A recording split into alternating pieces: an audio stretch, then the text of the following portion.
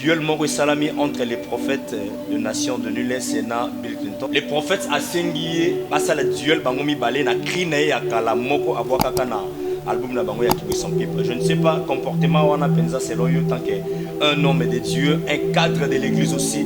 Vous trouvez à mon c'est vraiment normal qu'un pasteur a un musicien profane basali pe duel et puis a yembi chanson naïe avec beaucoup de courage et d'audace.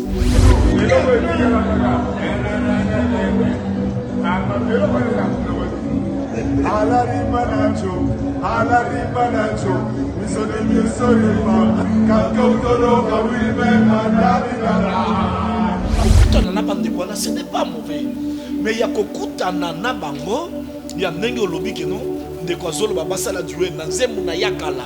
Ah non, là je dis non, parce que ma bouche est zawana pour la koloba sangomalam na zambi et kobo sanaté, lui c'est un prophète des nations. Donc il chanta aussi partie à Kiwana Bill Clinton passer vraiment duel avec harmonie. Non, de ce point là, dans la kokoloba que notre des nations, ça vraiment na moi rien. Voilà, on va s'aminoter. Si on a des lumières, on soit avec mon langue, ma sangla, soit avec une passe belé, soit avec une maman belé. Il y a sa prophète des nations. Il faut y avoir titre, il y a des locaux, il y a ça. Il y a un prophète aussi de notre pays, surtout il y a le prophète Michel Kinshasa, mais il vient de se passer sur une semaine. Consultation prophétique, c'était taxé par 200 € par 2 minutes. Je ne sais pas, papa, votre intervention, est-ce qu'il est normal à Kanayo, tu es de guerre avec le prophète, ou bien il y a quelque chose à contribuer par rapport à toi? Non. Oui. Un prophète, il y a consultation pour c'est la prophétie pendant 10 minutes. C'est 20 minutes, 400 €. 400 €. 30 minutes, non, papa. Le frère est dans l'erreur énorme. Ok. Prophète a coquille qu'on sa montagne à prophétie. Oui. Jamais. Ce qui ont un prophète pour prophétiser, sa condition, c'est un commerçant. Il n'est pas prophète de l'éternel. Oh, Yazali, commerçant, il y a prophétie. Il y a zo taxé de 200 €. Papa, on toque de plus loin. Ce qui est de quoi il y a zo l'anda biso ça na 200 €. Au moment que moi, il y a consulter nous appeler. Pourquoi? Parce que le prophète a gagné montant. Beaucoup des hommes de Dieu aujourd'hui, ils sont là pour leur ventre. Oh, la Bible est des serviteurs de ventre. Bazawana pour la servir les amis. Il y a avant qu'on a pasteur, il faut son affiche. Est-ce que tu as mis l'hôpital? Non, ça sont des erreurs. Je sais Bango, je vous ai donné gratuitement. Et binopé pour prêcher au salango gratuitement. Papa, la prophétie, c'est un don. Oh, yo zamba sopé sa moto. Zamba tient la carte na yo don prophétique. Yo futa qui combien pendant zamba? Yo futa qui combien? Banda na zambo basola na biso. Ce qui va monter un homme de Dieu, un prophète a dit que c'est Nazenga. Un prophète a dit que taxer mon temps. Pas comprendre que non moto yo a sa commerçant.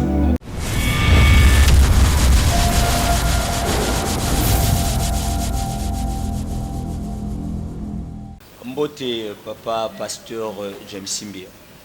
Mbote papa Aaron, mbote na papa Merlin na sima caméra, maestro. Et puis mbote na bana na nzambe nyonso oyo bomesani kolanda biso na chaîne oyo ya Full Onction TV officiel isika nyonso bozali topesi bino mbote.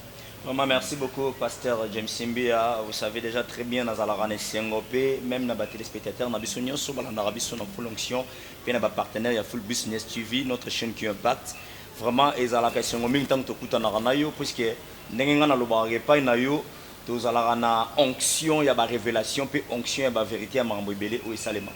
Et déjà, tous là qui ont une émission nabiso précédent où tous là qui bah téléspectateurs nabiso puis partenaires nabiso que nous allons encore revenir dans la deuxième partie il y a émission nabiso où tous là qui la fois passée à ce qui concerne ma caractère puis ma comportement il y a ma pasteur. Vraiment bah fidèle téléspectateur nabiso belé bah déclarer qui puisque tout ce qui est vraiment na pour ça il y avait beaucoup de choses où ils allaient qui révélaient. Mais sans plus tarder, j'aimerais d'abord que papa tout me un peu kolanda image moko ya sika oyo na ye nango lelo pour que ensemble na yo na ba fidèles téléspectateurs na surtout me ko partager na nous toujours makambo à ce qui concerne ba comportement ya ba pasteur et puis démocratique du Congo to landa yango na nzela bilili prophétie ezana ba kolo nango muto azala soka pesi prophétie a solo nyonso se réalisaka ne monde onga nezo kendele senga moi j'ai mais prophétie benel la gare prophétie est là pétage les voilà nako sabino te soko landeli bien batu nyonso bana osolo na nzambe soit abayaki molango masanga soit azalaki na mpasi ebele soit azalaki na makambo ebele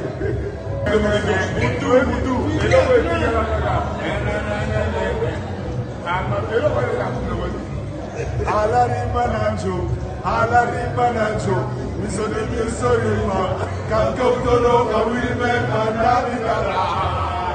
vraiment papa j'espère que Hollandais en Openza na bokebi nyonso donc quand il y a image na biso tozomona toujours comme il y a un frère qui m'avait demandé à lobby pourquoi toujours s'attaquer mingi na le prophète des nations de Niles, mais en réalité et toujours s'attaquer vraiment mingi na été c'est lorsque toujours me kolobe la comportement ya ba prophète puis ya ba pasteur et puis démocratique du Congo de toujours mona que non notre papa Azaro s'est retrouvé puis na kat comme nous venons de suivre na kat ya image wana duel moko salami entre les prophètes de nations de Niles et na Bill Clinton déjà hôtel na ba image ba kutana ki na rencontre moko boye et le prophète Ado Senga notre frère aussi Bill Clinton, ancien animateur, il y a Wenge Musique à Maison Mère, et Kamamara Bongo, le mari de Maman Pasteur de Jiman Pata. Le prophète a sengié, basa la duel, bangomi balé, na krine ya kala moko abwaka na album na bango ya kibi son pipe. Je ne sais pas, comportement wana penza selon you, tant qu'un homme de Dieu, un cadre de l'église aussi, au trouver un vraiment normal qu'un pasteur a koutanana, un musicien profane basali pe duel et puis a yembi chanson avec beaucoup de courage et d'audace.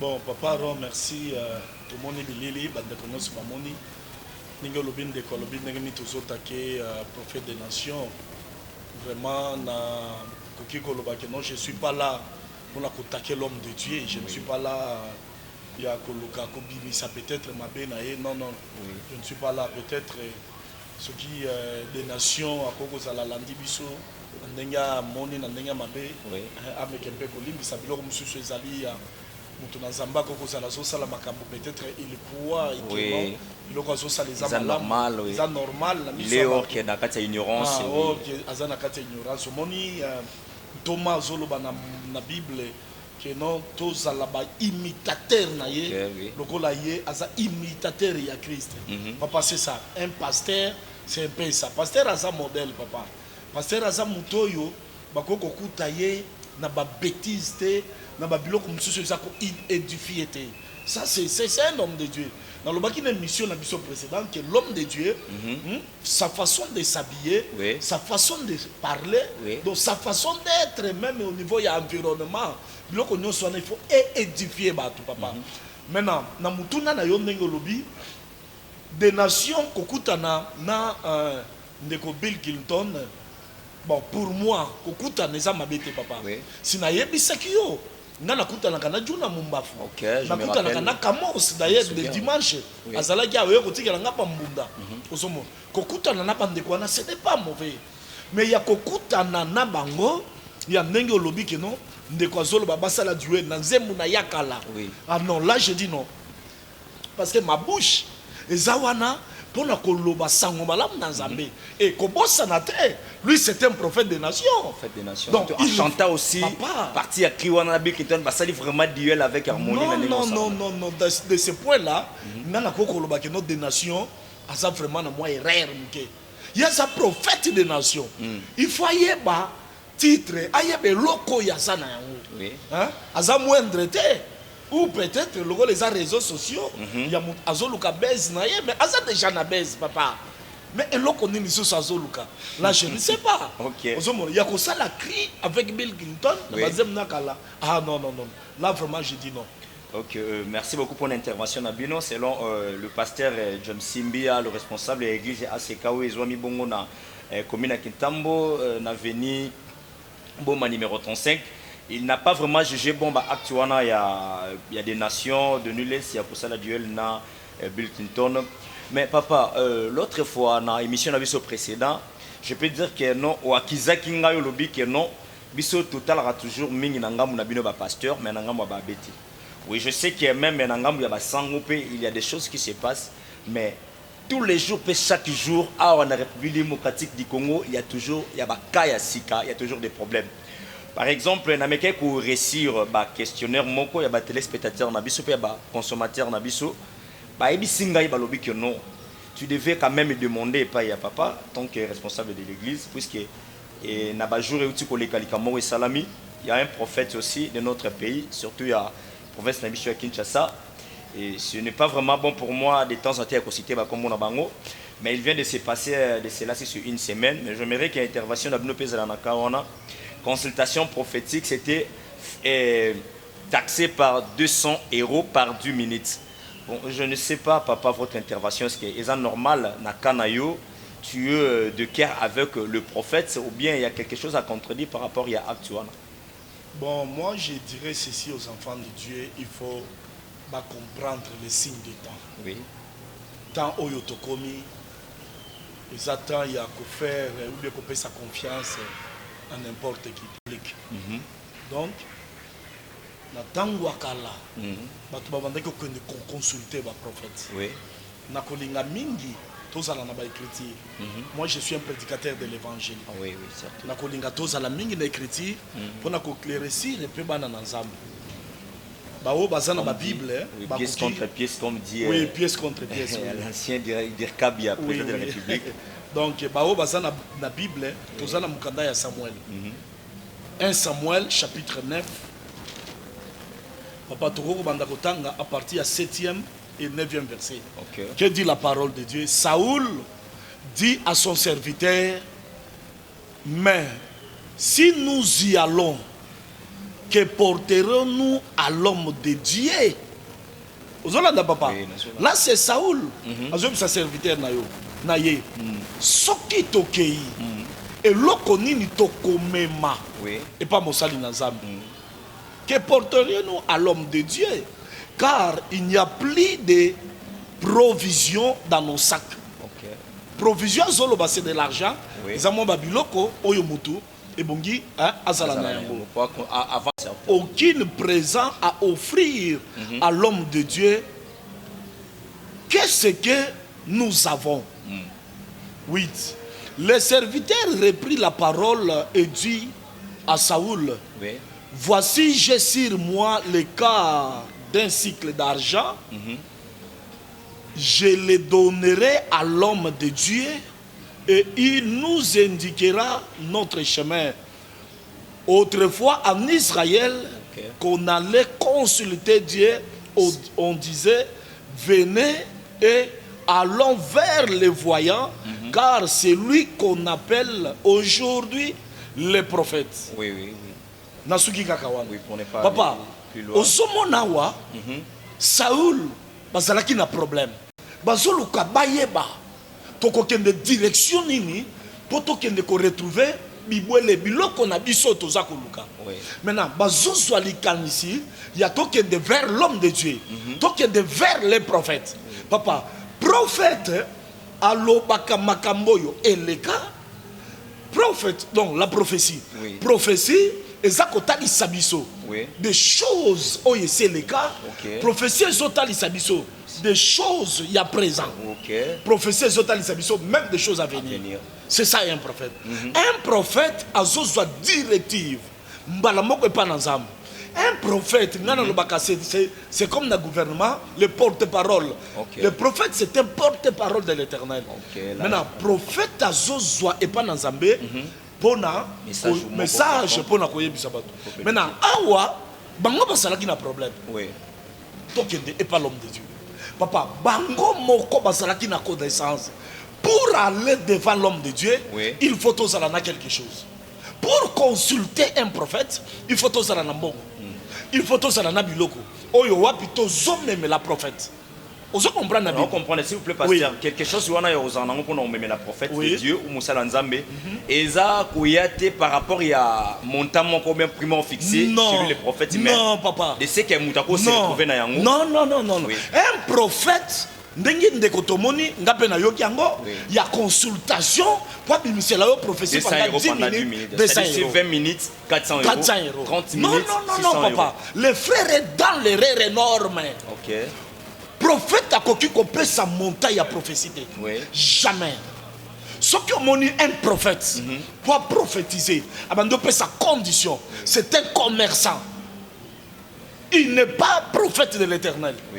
Oh yazali nakoloba commerçant ya prophétie ya zo taxé 200 euros. Papa ronto kende plus loin ce qui ndeko ya zo landa biso sana 200 euros te on moni que moyen ya ko consulter nzambe zate. Pourquoi? Parce que le prophète a kati un montant. Beaucoup des hommes de Dieu aujourd'hui ils sont là pour leur ventre. Oh la Bible zo benga bango des serviteurs de ventre. Bazawana pour la ko servir nzambe. Il y a avant que tu as pasteur, il faut son fiche. Est-ce que tu as mis l'hôpital? Audience, il faut. Papa, est-ce que tu as mis l'hôpital? Non, ça sont des erreurs. Tu as quelque chose, Matthieu, dans Mukanda, il y a Matthieu, pour répondre toujours, Matthieu chapitre 10, tous à partir à 7e et 8e verset. Matthieu chapitre 10, et ça pour nous sa lumière, dans Makambo Zolo Baoul. Vous êtes libre, papa, vous êtes libre de s'exprimer, puisque je crois qu'à l'émission précédente, vous êtes vraiment très libre d'expliquer clairement. Dans Matthieu chapitre 10, 7e et 8e. Allez, prêchez et dites le royaume des cieux est proche. Guérissez les malades, ressuscitez les morts, purifiez les lépreux, chassez les démons. Vous avez reçu gratuitement, donné gratuitement. Ozoka Jésus n'est pas sorti dans Bantoma. Jésus a sorti dans les disciples. Bokende, bosala miracle, bobengana ba démon, bobikisa ba beli. Azolo bana bango botalisa bango le royaume bokonzi na Nzambe. Bokende te ko senga bango ba mongo jamais. Bo fixer bango ba mongo. Alobi ba senga mongo te papa. Wele. Maintenant, ce qui est bon là, papa, ça c'est ça que moi je vais utiliser. Prêcher, guérissez et chasser. Jésus a dit bango, je vous ai donné gratuitement. Et binope, vous prêchez, vous salango gratuitement. Papa, la prophétie c'est un don. Oyo nzamba sope samutu. Nzamba tchena kati na yo don prophétique. Yo futa ki combien pa nzamba? Yo futa ki combien? Donc, ce qui va monter un homme de Dieu, un prophète, va dire que senga. Un prophète va dire que taxe montant. Va comprendre que non, muto yo asa commerçant. OK.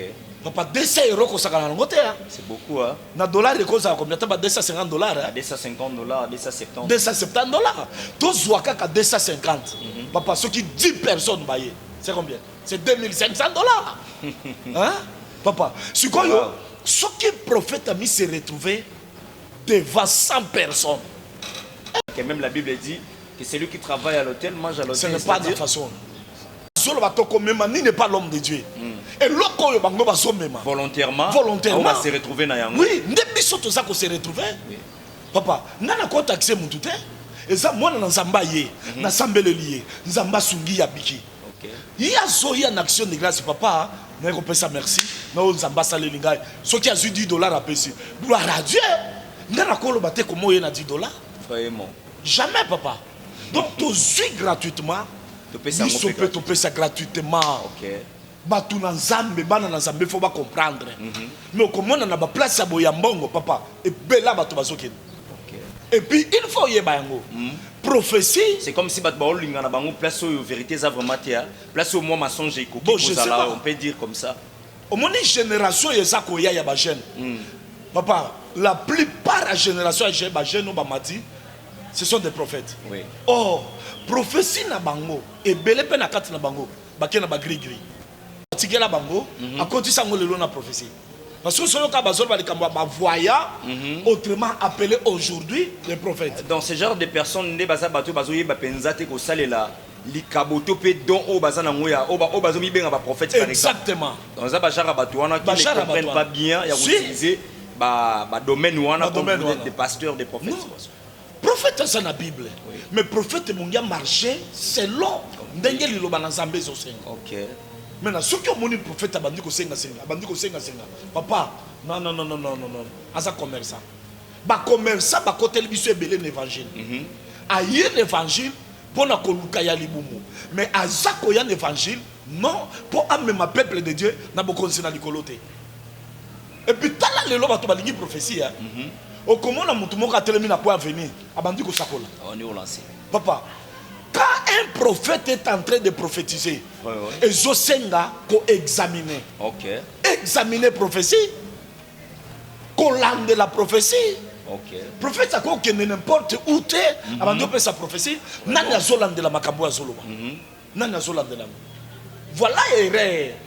Oyo batebele. Bah osala. Alors papa na jar ya bato baza ko s'attacher toujours na ba jar ya ba prophète wana carrément encore ce mot qu'est-ce que okoloba na bango parce que ngana yebi que non yo et pas na yo nazala vraiment onction ba vérité belena ba fidèles téléspectateurs clairement encore ce mot qu'est-ce que vous pouvez dire na ba jar ya ba chrétien bazo continuer ko s'attacher na ba sala nzamba lolenge balomwa basana nzambe belé batengami papa oui tika toloba na vérité tozana pona ko aider libota na nzambe oui vous comprenez papa to aider libota na nzambe tala baké ko soit prophète Michée na un roi ba prophète na bazoye bisaye biso nyonso dès qu'on met accord to yokani toloba boye pona roi oui Michel lobi OK Michel ya lobi roi talié mboyo ngana zoye bisayo de la part de l'Éternel.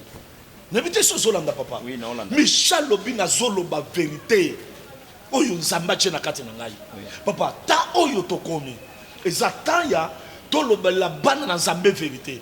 Totali sabana na nzambe droit chemin. Papa, Jésus revient bientôt. Ce qui est soyez, à coup de distraction. OK. Ce qui est soyez, à coup de kangamina mutumoko ya salina, azali ya yete. Na nzambe, il faut pas banda ko comprendre biso basali na nzambe. Banani ya vrai, banani ya vrai. Pas courage à quitter basali na nzambe. Pas quitter bango. Aujourd'hui, personne d'autali quelque part, papa là, vous parlez. Excusez-moi un peu, il y a beaucoup de chrétiens comme ici, lingi na bango ici comme vérité zate, puisqu'il y a tant de chrétiens là où il y a la vérité, papa, mais il y a du mensonge. Muto yazana besoin ya prophétie. Oui. Numéro na ngeza wana. OK. Abenga. Si j'ai likam na yezani. Na ko benga prophète, to koko sala na ye même en ligne. Oui. Bazo sakola po na ye en ligne. Ozo comprendre. OK. Tozana prophète Timothée. Okay. Timothée sakola quand même en ligne comme ça. Azope ça muto prophétie. Bon dis-moi. Condition yo kopé ça muto. Mais comment on a bato aboye? C'est vraiment très chaud. Bato aboye c'est difficile. C'est vraiment très chaud. C'est difficile ba ya faire biso. Mais bazo parvenir ko soit mbongo ko kende ko boaka et pas ba venturier. OK. Et pas bato moko bazana nzambe te. Qui se disent que bazana nzambe. C'est très chaud avec les pasteurs aujourd'hui. Surtout je vous rappelle, il ne faut pas oublier de s'abonner. S'abonnez-vous massivement na ba chaîne Nabiso. Ba partenaire Nabiso puis au message Nabiso, le numéro des pasteurs est affiché là na nzela ya chaîne Nabiso à télévision. Le pasteur a bien éclairci ceux qui besoin besoin de prophétie, le numéro est là pour la bateau Bazali Libanda ya pays. Il ne faut pas oublier au chat code Nabiso Zali plus 243. S'abonnez-vous massivement, il y a tant de choses. Et puis il y a beaucoup de choses. Même numéro wana. OK. Et ça numéro nanga WhatsApp. OK. Attends, même un message. Quand on a message à Tiki, na ko rappeler, na pensé que non, OK. Ce qui nazali déjà en église, na ko yebisa que OK. Tozo sambela même 5 minutes, nazo passer sur Oyoka directive avec ma prophète. Vraiment, c'est le pasteur James Simbia, c'est que nous ne pouvons pas oublier. C'est le pasteur James Simbia, le responsable de l'église ACK, précisément la commune à Kitambo, na Venibo numéro 35.